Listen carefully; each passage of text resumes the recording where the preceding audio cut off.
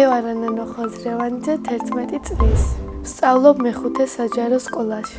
ჩემი საყვარელი საქმიანობა არის კულინარია და მუსიკა. უფრო მიყვარს კულინარია. პირველად საჭმელი რო გავაკეთე, ვიყავი 6 წლის. ეს საჭმელი იყო შემწარი კარტოფილი. მე მიყვარს ნამცხვების კეთება. ბავშვობაში დედიკო სულ აკეთებდა ნამცხვებს და მაგის გამო შემიყვარდა კულინარია. ახლა ყველაზე კარგად გამომდის მედოკის გამოცხობა. რაც შეეხება საჭმელებს, ყველაზე გემრიელს ვაკეთებ პიცას. ზოგჯერ საჭმელებს და ნამცხრებს ვაკეთებ ჩემი რეცეპტითაც. სიამოვნებით გასწავლით ჩემი რეცეპტით პიცის გამოცხობას. პირველი უნდა მოვზილოთ სომი, შემდეგ უნდა გავაბრტყელოთ და ჩავაფინოთ ჟარონაში. შემდეგ მაიონეზი და კეჩუპი უნდა წავუსვათ. მე სოსისი დავჭრათ, მოვაყაროთ, ხახვი, ყველი, ბურგალური და შემდეგ მაიონეზი და კეჩუპი მოვასხოთ ზემოდან. დასა, გამოვაცხოთ და დავჭრათ, გემრიელად მივირთვათ. განსაკუთრებით მომწონს დედიკოს გაკეთებული ხორცის წვნიანი. დედიკოს არ ყოფნაში ხშირად უმასპინძლები სტუმრებს და თავს არ ვირთვენ. ხშირად მიფიქრია, როცა გავიძები დიდი, მექნება ჩემი რესტორანი. ამ რესტორანს დავარქმევ ანანოს გემრიელ საჭმელებს. მე ასევე მიყვარს მუსიკა და ვსწავლობ ბალანჩივაძის მუსიკალურ სკოლაში. ვარ მეორე კლასში და ვუკრავ ფორტეპიანოზე. მახსოვს პირველი დღე, როცა მუსიკალურ სკოლაში მივედი. მქონდა გამოცდა და ძალიან ნერვიულობდი. გამოცდაზე ამიყვანეს დარბაზში და შემდეგ ამოიძახეს ჩემი სახელი, ავედი და დავუკარი ყველაფერი ლამაზად.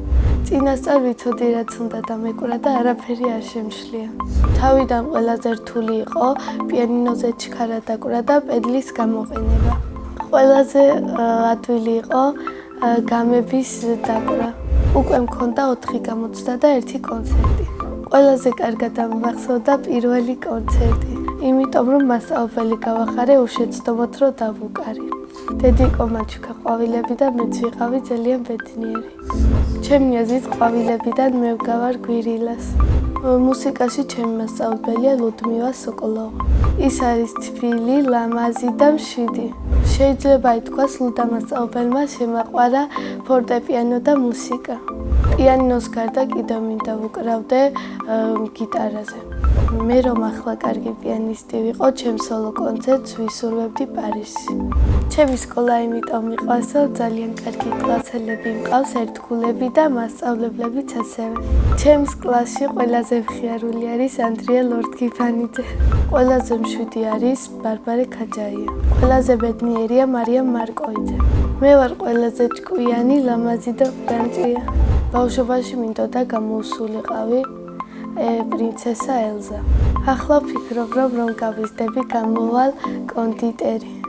ჩემი საყვარელი საგანი არის მათემატიკა. საყვარელი მასწავლებელი არის ჩემი დამბიგებელი ხათუნა ვასაძე. ის არის ძალიან ლამაზი, გულთბილი და მეგობრული. რაც მთავარია, მას უყვარს ბავშვები და თავისი საქმე. ახლა მინდა რომ ვიყოთ 14 წლის, რადგან მომწონს თინეიჯერობა. სახლში ვცხოვრობთ მე, დედა, მამა, ბებია, ბაბუა, ჩემი და 2 ძმა. კიდევ მინდა მყავდეს 1 ძმა და 1 და. ჩემი და არის 10 წლის და ქვია ამალია.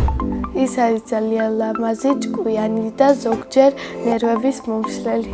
ნერვებს მისლის მაშინ, როცა გაკვეთილებს სწავლობ. მოდის და მელაპარაკება. ჩემი აზრით, ამალია რო გაიზრდება, გამოვა ვეტერინარი. ჩემი ძმა არის 6 წლის და ქვია გეგა.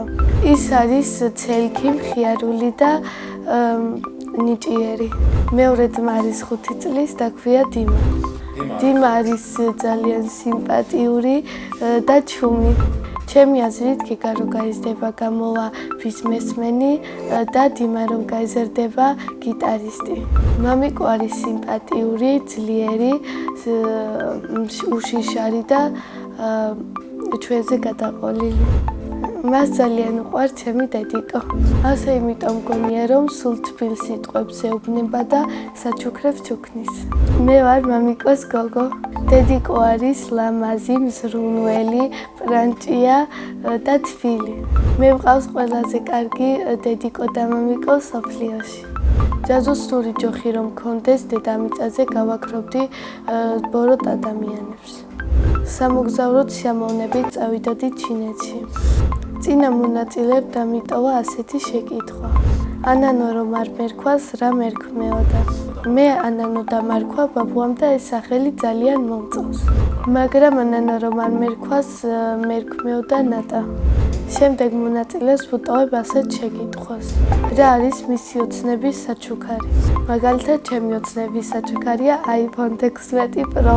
ბედნიერება არის კულინარია და ოჯახის წევრების კარგად ყოფნა. მე ვარ ბედნიერი ადამიანი.